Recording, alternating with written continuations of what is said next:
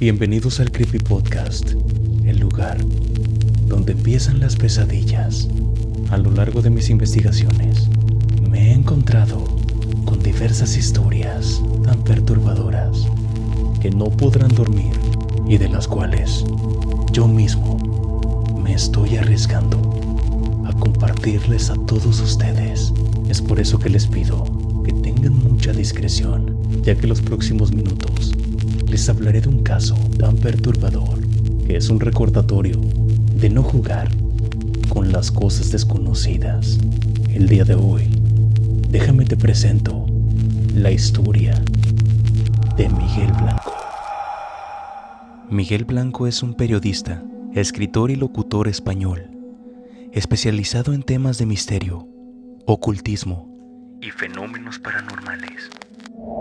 Ha sido conocido principalmente por su programa de radio Espacio en Blanco, uno de los más longevos y populares de España dentro del ámbito de misterio. Desde joven, Blanco se interesó por las civilizaciones antiguas, las culturas indígenas y los enigmas que la ciencia no puede explicar. Ha viajado por el mundo, investigando casos desde rituales vudú hasta experiencias chamánicas en la selva amazónica. Su trabajo ha estado enfocado en el análisis de lo paranormal desde una perspectiva periodística, combinando el escepticismo con la apertura de lo desconocido. Pero sin duda, su caso más aterrador fue en la década de los 90, cuando Miguel viajó a Haití para grabar documentales. El embajador español lo puso en contacto con William Turner, un poderoso sacerdote vudú, quien a su llegada, Welling le ofreció la oportunidad de conocer un demonio real, pero Blanco no lo tomó en serio. Veníamos del Amazonas, estábamos haciendo una gira grabando documentales por diferentes partes del mundo. Habíamos estado en Puerto Rico, Cuba, estuvimos en el Amazonas y el siguiente destino era Haití, como te digo. Ahí teníamos el embajador que nos abrió las puertas de la embajada española y nos cobijó y nos dio cobertura. Y nada más llegar me dijo Juan Blázquez, que trabajaba en la embajada, dice, hay un Ungam, que es el segundo Ungam, brujo, sacerdote, el segundo Ungam más importante de la isla. Se trabaja con magia de la mano derecha y de la mano izquierda. A Maguelín Tournier, y hemos localizado su teléfono, ¿no? Y que si quieres hablamos con él. Teníamos encargado a él que nos buscara lugares donde hiciera rituales de vudú auténtico. Tras muchas investigaciones sin éxito, decidió aceptar la oferta. Pero antes, tenía que comprar un par de cosas, ya que eran ofrendas que tenía que entregar. Dichas ofrendas eran ron y velas. En un momento determinado él me hizo comprar varias botellas de ron, me hizo comprar varias velas y me dijo, ya me convenció, me dijo, vamos a ver a mi primo y ahí vas a ver al diablo, ¿no? Finalmente accedió a comprar ron y velas y fue llevado a la casa del primo de Welling. El ambiente era inquietante. En la antesala, una mujer salió aterrorizada, aumentando la tensión del momento. Dentro de la habitación, en el centro, había una gran caja de madera, cubierta con una tela oscura. Al inspeccionarla primero, Blanco encontró huesos humanos, cráneos, cartas de tarot, cuchillos, tijeras y manchas de sangre. Fue entonces cuando comenzó el ritual. Estamos dentro, me presentaron a la gente. En ese viaje yo estaba iniciado en la religión y me dieron mi cargo, con lo cual me recibían con un cierto respeto porque ya era alguien en esa religión, ¿no? En la religión afrocaribeña, y dijeron que lo que quería era ver al diablo ya que estaba allí, ¿no? Me sentaron. Antes de eso me dejaron, yo pedí permiso para ver si podía revisar lo que había allí, ¿no? Me dijeron, puedes hacer lo que quieras mientras ellos hablaban.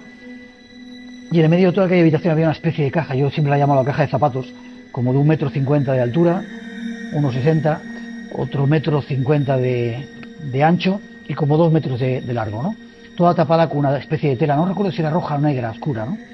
Yo levanté aquella tela y me dejaron entrar dentro. ¿Y qué había dentro?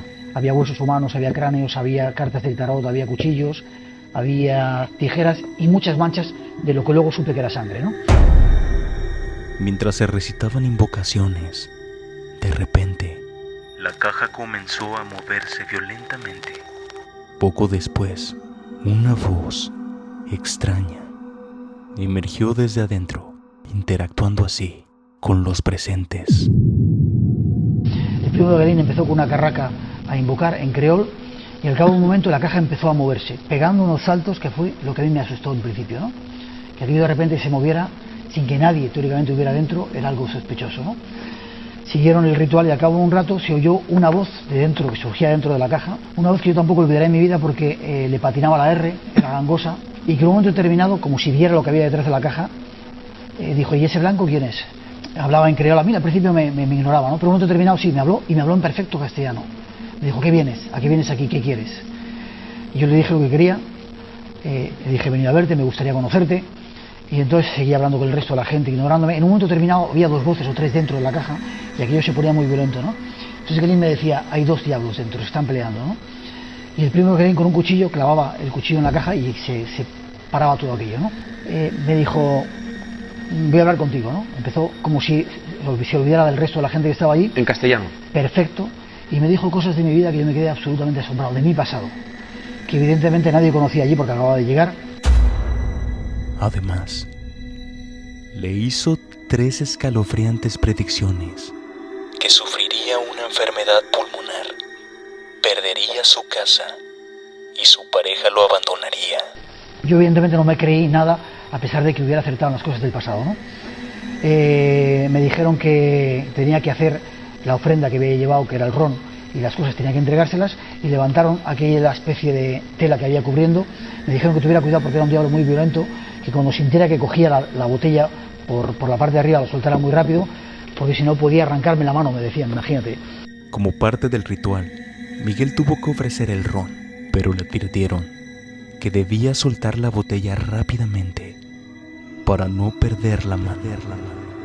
Luego pidió ver al demonio. Al principio, le negaron la petición por considerarlo peligroso, pero finalmente accedieron.